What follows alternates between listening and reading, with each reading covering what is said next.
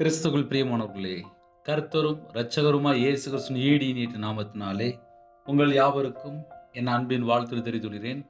தேவன் அருளி அப்பம் பிரேயர் மினிஸ்ட்ரி சேனல் மூலியமாக உங்களோடு சந்திப்பதில் மிகுந்த மகிழ்ச்சி அடைகிறேன். தினம்தோறும் இரவு நேரத்திலே பரிசுத்த வேதாந்தத்தில் நாம் ஒரு பகுதி தியானித்து நம்முடைய குடும்ப பாதுகாப்பிற்காக நாம் ஜெபித்துள்ளோம். தூங்கும் முன்பாக கேளுங்கள்.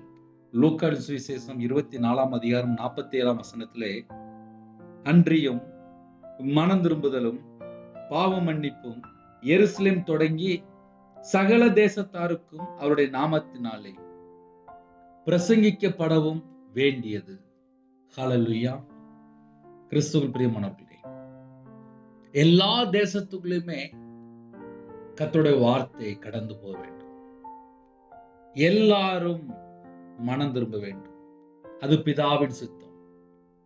மனம் திரும்புதலும் பாவ மன்னிப்பும் எருசலேம் தொடங்கி. இந்த கடைசி காலத்திலே நமக்கு என்ன வேணும்? மனம் திரும்புதலும் பாவ மன்னிப்பும் முதலாவது நமக்கு வேணும். நம்ம பெற்றுக்கொண்ட பின்பாக கர்த்தரை யாரெல்லாம் அறியாமல் இருக்காங்களோ அவர்களுக்கு அதே சுவிசேஷம் அறிவிக்க வேண்டும்.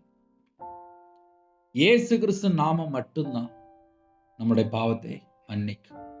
நமக்காக ஜீவனை தந்திருக்கிறார். நம்முடைய பாவங்களுக்காக மரித்து வேத வாக்கின்படி அடக்கம் பண்ணப்பட்டு 3ஆம் நாள் உயிர் தெழுந்தார். நமக்காக பிதாவிடத்திலே பரிந்து பேசிக் கொண்டிருக்கிறார். சீசர்களை பார்த்து இப்படியா சொல்கிறார், மனம் திரும்புதலும் பாவ மன்னிப்பும். ஒரு குடும்பத்துக்கு எப்போ பாவ மன்னிப்பு கிடைக்கு அப்படின்னா, உணர்ந்து மனம் திரும்பி, நான் அந்த பாவம் பண்ணிட்டேன், இதுதான் பாவம், இது தப்பு தான், இதை நான் கர்த்தர் பிரியமெல்லாம் பண்ணிட்டேன், நான் இதுல இருந்து நான் மனம் திரும்பணும், அப்பா என்னுடைய பாவத்தை மன்னிங்க, உங்களோட ரத்தத்தினால கழுவி சுத்திகரிங்க. வேதம் தெளிவு எழுதப்பட்டிருக்கு. இயேசு கிறிஸ்து ரத்தம் சகல பாவங்களையும் நீக்கி சுத்திகரிக்கும். அப்ப நம்ம அவருடைய சமூகத்துல வரும்போது நம்ம வாழ்க்கையில கர்த்தரை விட்டு எங்கெல்லாம் தள்ளி போயிருக்கிறோம், இதை நம்ம கொஞ்சம் எல்லா நேரத்திலுமே நம்ம யோசித்து பார்க்கணும். 24 மணி நேர வாழ்க்கையில வீண் வார்த்தை எத்தனை? சில நேரத்துல பொய், சில நேரத்துல கர்த்தரை விட்டு தள்ளி போய் லஞ்சம், அநீதியான காரியம், புறங்கூறுற காரியம், அவதூறான காரியம், மற்றவங்களை பத்தி பேசக்கூடிய காரியம், இப்படியே ஒரு பெரிய ஒரு பட்டியலே இருக்கு. ஒரு குடும்பம் கர்த்தரை விட்டு தள்ளி போனதுக்கு அப்புறம் அவங்களுடைய வாழ்க்கையில என்ன பிரச்சனை வருது, என்ன பாடு வருது கண்டே பிடிக்க முடியல. ஐயா, என் வீடு நல்லா இருக்கணும், என் குடும்பம் நல்லா இருக்கணும், என் வாழ்க்கை நல்லா இருக்கணும், நான் நல்லா இருக்கணும். முதல்ல என்னமா செய்யணும்? தேவனுடைய சமூகத்துல போய், அப்பா உமக்கு பிரியமில்லாமல் என்னுடைய வாழ்க்கையில என்னென்ன பகுதி இருக்கோ, என்னென்ன காரியம் இருக்கோ, என்னென்ன காரியங்கள் இருக்கோ, எதுவா இருந்தாலும் உங்க ரத்தத்தினால என்னை கழுவி சுத்திகரிங்க. தேவகுமாரனா வெளிப்பட்டார், மாம்சத்துல வெளிப்பட்டார், நமக்காக ஜீவனை தந்திருக்கிறார். அவருடைய சமூகத்திலே வரும்போது முதல்ல மனம் திரும்புதல். மனம் திரும்பினா மட்டும்தான் பாவ மன்னிப்பு. இந்த கடைசி காலத்துல நிறைய பிரசங்கத்துல கள்ள உபதேசம் வந்துட்டு, கடைசி காலத்துல டயலாக் பிரசங்கம் வந்துட்டு, இஷ்டம் போல பேசக்கூடிய நிறைய கள்ள உபதேசங்கள், கள்ள தீர்க்க தரிசனங்கள், போலி அற்புதம், போலி அடையாளம், வாயை திறந்தா ஏகப்பட்ட தீர்க்க தரிசனம், கள்ள தீர்க்க தரிசில அநேகர் அப்படின்னு சொல்லி போட்டிருக்கு, வஞ்சிப்பார்கள். அப்ப இப்படிப்பட்ட காலத்துல நம்ம இருக்கும்போது, ஐயா என் குடும்பம் ஆசீர்வாதமா இருக்கணும், ஐயா என் வாழ்க்கை நல்லா இருக்கணும், என் பிள்ளைகள் நல்லா இருக்கணும், என் சந்ததி நல்லா இருக்கணும் அப்படின்னா, ஒரு குடும்பம் முதல்ல கர்த்தர் பக்கம் இருக்கா அதை கண்டுபிடிக்கணும். ஏன்னா கர்த்தரை விட்டு தள்ளி போய் பொல்லாத வழியில இருக்கும்போது ஆசீர்வாதம் இருக்காது. அந்த குடும்பத்துல சாபம் தான் ஓடிட்டு இருக்கும். கர்த்தரை விட்டு தள்ளி போயிடுச்சுனாலே ஆசீர்வாதம் இருக்காது. அதை முதல்ல கர்த்தருடைய பிள்ளைகள் நன்றாக அறிந்து கொள்ளணும். அண்ணே, நான் கையில பைபிளே எடுத்து வாசிக்க மாட்டேன்னே, நான் ஜெபமே பண்ண மாட்டோம்னே, நான் தேவனை தேடவே மாட்டோம்னே அப்படின்னா அங்க என்ன ஆவி இருக்கு? நம்ம இப்படி நார்மலா யோசித்து பார்ப்போமே. இப்ப நானே இருக்கிறேன், ஒரு 7 நாள் கையில பைபிளே எடுத்து வாசிக்கல, 7 நாள் தேவனை தேடவே இல்லை. அப்ப கர்த்தரை குறித்து ஒரு பயம் இல்லை. கர்த்தர் எனக்கு உயிர் பிச்சை போட்டிருக்காரு, எனக்கு கிருபை தந்திருக்காரு, அந்த ஒரு உணர்வு கூட இல்லை. ஞாயிற்றுக்கிழமை நான் சர்ச்சுக்கு போவேன், அடுத்த ஞாயிற்றுக்கிழமை சர்ச்சுக்கு போவேன், அடுத்த ஞாயிற்றுக்கிழமை சர்ச்சுக்கு போவேன். கையில பைபிள் எடுத்து வாசிக்க நேரம் இல்லை, நோ டைம்.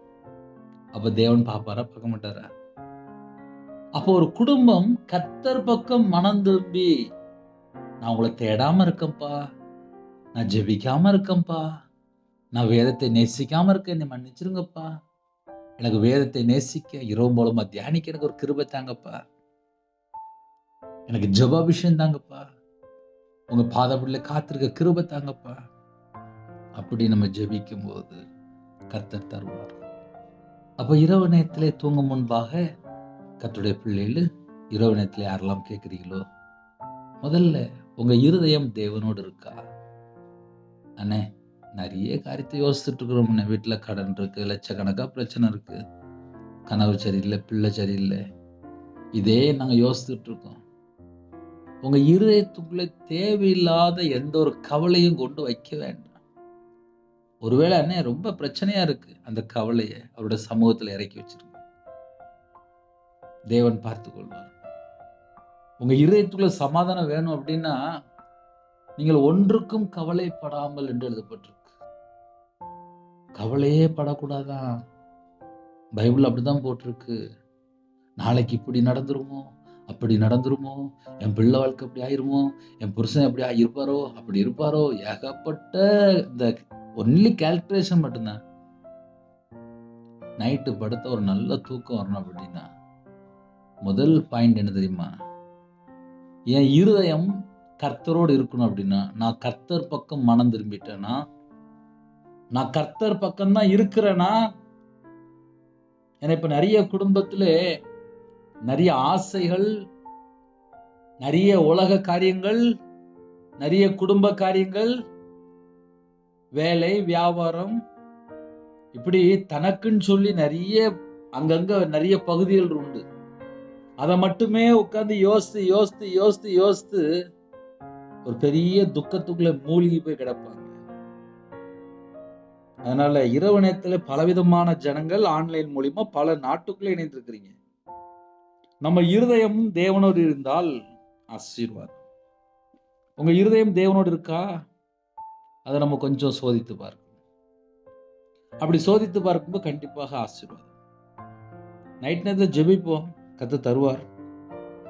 மனம் திரும்புதலும் பாவ மன்னிப்பும் எருசலேம் தொடங்கி சகல தேசத்தாருக்கும் அவருடைய நாமத்தினாலே பிரசங்கிக்கப்பட வேண்டியது. இப்ப நைட் நேரத்தில் நம்ம பிரசங்கம் பண்றோம். என்ன பிரசங்கம்? உங்க இருதயம் தேவனோடு தொடர்பு கொள்ளணும். ஒருவேளை உலகத்துல ஏதாவது ஒரு அடிமையில இருக்கேன், நான் பாவ அடிமையில இருக்கேன், நான் விபச்சார அடிமையில இருக்கேன், நான் மதுபான அடிமையில இருக்கேன், போதை அடிமையில இருக்கேன், விக்கிர வழிபாடுல இருக்கேன், ஒரு தவறான தொடர்புல இருக்கேன் அப்படின்னா உடனே மனம் திரும்பிடணும்.